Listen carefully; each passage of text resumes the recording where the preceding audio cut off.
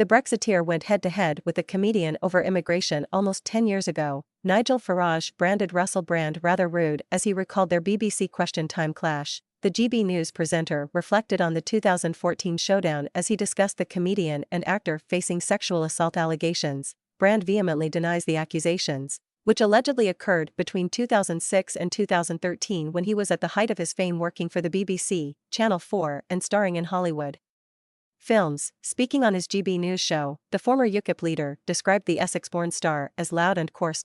He said, "I've got to be honest, I am not a big fan of Russell Brand.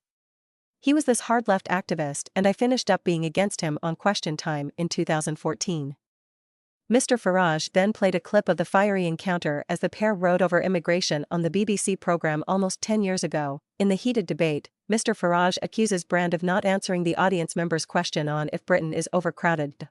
Meanwhile, the comedian insists the Brexiteer is wrong about immigration. After the clip, Mr. Farage went on, "Well, that was Russell Brand and I'll never forget just before going on air he had his own 2 personal makeup assistants and they were combing his chest hair before we went on stage, so I thought he was really rather loud, incredibly coarse, rather rude, probably very badly damaged by drugs. As for his behavior with women and other people, well, I don't know.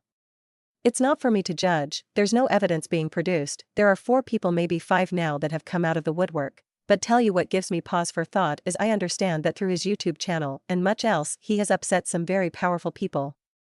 He's upset big government, he's upset big pharma, he's upset Bill Gates and everybody, but if you go out there and upset people, big powerful people, you've got to be pretty clear that there's nothing. Well, just have a think about this." His 2010 autobiography, which was called Bookie Wook, had this quote in it, "What kind of a man was I? Treating women in this way?